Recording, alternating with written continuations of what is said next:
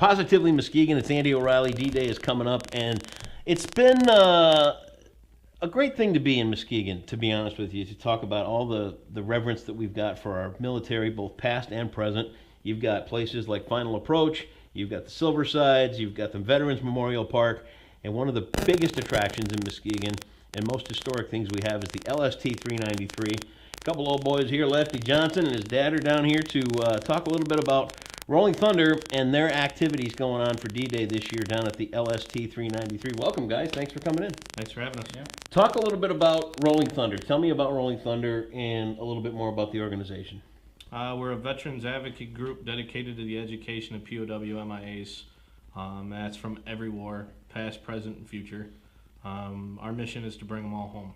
Yeah. Even if it's just the remains or artifacts, just bring them home. Get them home. Get them where they belong. Get some Absolutely. closure. How long have you been a member of the group? I'm actually a founding member. Are you really? 2000, we formed this chapter in Muskegon, and I took a hiatus for a while, and I've been back 2 years now. You try to get out, and they pull you Yeah, right pull back me right in. back I in, know yeah. it. And they call it a club, right? So you're obviously a biker club.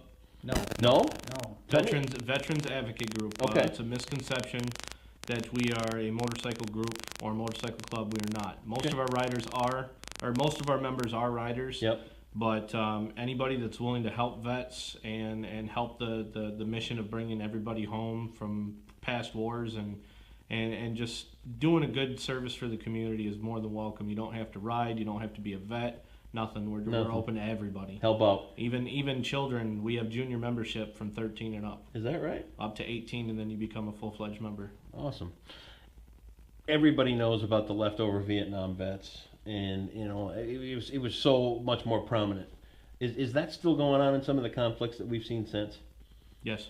Really? There's still guys that they don't know the whereabouts, where they're from. There's still a few from Iraq and Afghanistan, and they're still trying to bring them home. Really? Crazy to think that still goes on. What kind of events have you done in the past with Rolling Thunder to, I mean, this is a big deal. We're going to talk all about D-Day plus 72 here in just a second, but what kind of things have led you up to an event on this scale? We've done birthday cakes and ice creams at the Grand Rapids Vets Yep. Home for their Yep. birthdays once every other month. We've done charitable events in the wintertime to help homeless and hungry vets. We do a Dinner of Hope, which is a Thanksgiving-style Christmas dinner in December at the VFW on Apple. They help us a lot, and they get involved very well with us. It's good to give back, not just to the vets, but to the community itself. Yeah. And that's what we try to do. It's not just for the vets. I mean, that is our main mission, but a lot of it is to let people know what we're doing and Sure. get out there and get our name a little bit bigger so people can come help us and give back as well. Who had the big idea to turn these smaller events, and in all honesty, you know, these smaller things all add up and they're great, but now you've bitten off a big piece of the apple down here at the 393.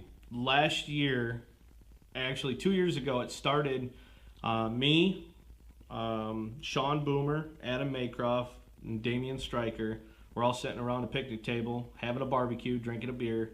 I said, let's give back to the community. Let's do something bigger. Let's do a community picnic.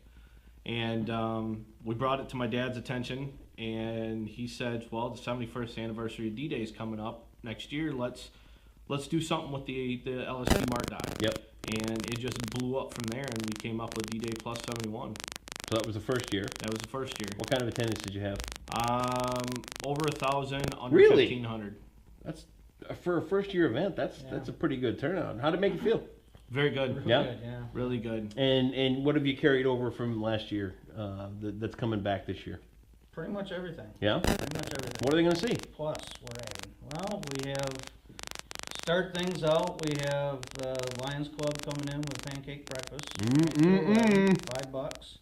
All you can eat. Yep. Why does everybody say all you can eat and when I'm in the room? I don't know. I put that in special for me. But, So you got the Lions Club to kick things off. What else is coming up? Well, we have the ship is open Yeah. free of charge. Yep. All day long. The thing that makes the weekend is the reenactors. Okay, talk about that. They're coming from 5 different states. Really? Mostly Illinois and Indiana. Last year we had 30 140 of them, up to 100 this year. Wow. And these guys are 100% accurate. They carry the accurate weapons, right down to the shoes and the socks they wear. No kidding. They don't. From the time they leave their car to the time they get back in their car, They don't break character? They don't break character once. Wow. Not even at night while we're celebrating and having fun. They're still in uniform. No kidding. They never. They sleep on the ship. They sleep in their tents. They portray the character and the era, and from the time they get out of their cars to the time they're getting in their car to go home. That's crazy. You've got a handful of sponsors on here that have helped pull this off. I mean, it takes a village, they say, and you guys have done amazing. Are there any key sponsors that you want to say that have had a big role? One of the biggest ones was the LST Mark Doc for me. Oh, Yep. absolutely. Max McKee and the Mark Doc for letting us use the property, the LST Association, and everybody involved in letting us use the ship and open it up free for the day, and just having a huge participation in what we're doing. And it really made our event possible, because without it, we'd be in a community park somewhere. Yeah, well. And it wouldn't be as big as it is now. Sure. What I'm impressed with is when we went to the LST and pitched this idea to them, they had no idea who we were. Yeah. You know, and to everybody we look like a biker club. Yeah. Yeah. Because Well. everybody rides, you know, we got a vest, and they took a chance. Sure. And they're pretty happy. I bet. Great And they way. asked us back again this year, so I think we're doing something right. Is there an admission cost to people come down and be a part? Nope, Free? free all day. The only thing that costs any money are the t-shirts, the polka run we have scheduled for the day, and we have a couple food vendors that are going to be down there. They have reasonably priced food throughout the day to keep you down. Keep you there. full. Yep. Keep you filled. And that's Texas Roadhouse, Fatty Oh yeah, Lumpkins, so love Texas Roadhouse. I love Fatty Lumpkins too. Absolutely. Well, it sounds like a great time. We're gonna get the word out here. It starts at 11, Yes. and it goes till 10 o'clock at night. Yes. So you got a long day ahead. yes. That's a lot of activity to pack into a day. We'll keep our eyes on it. It's D-Day plus 72. It's happening down at the LST 393 with Rolling Thunder. Thanks to these guys for stopping in. Families, if you haven't figured it out, the Johnson boys right here. People do great things together in Muskegon. D-Day plus 72. Thanks again for coming in, guys.